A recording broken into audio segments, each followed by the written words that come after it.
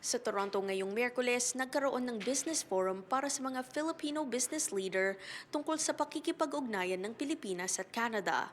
Hakbang daw sa pagpapalakas ng ekonomiya ng dalawang bansa. We were fortunate to have a big delegation coming from the Philippines to participate in the PDAC here in Toronto, which is the biggest mining convention, as you know. And we wanted to take advantage of the fact that they were here so that they could give the good news about the Philippines, especially with regard to advancements in the progress and developments.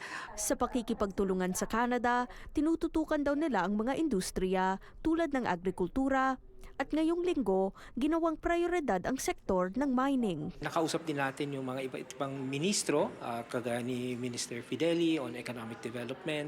Kausap namin this morning si Minister Leche ng Energy and Mines. So at saka marami kaming mga nakausap. Ang Philippine delegation maraming nakausap ng mga businesses at saka iba-ibang potential partners in energy and mining this week dito. Nakipagpulong din daw ang embahada at konsulado kamakailan kay Ontario Premier Doug Ford para pag-usapan ng mga paraan kung paano pa maaaring makipagtulungan sa probinsya.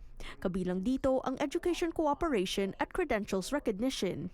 A big sector of our population is in the health sector, and this is also an area where Canada needs a lot of they need more health workers. So this is the complementary that we are talking about. We are trying to find ways to be able for internationally educated nurses, but most particularly our Filipino nurses, to be able to have their credentials recognized here in Canada so they can work here. Hindi pa man pinal, may ilang kasunduan na raw silang pinaghahandaan. Nagkaroon tayo ng isang round table nung isang araw sa Humber Polytechnic at doon marami tayong mga nakasamang iba-ibang eskwelahan, colleges and universities dito sa Ontario.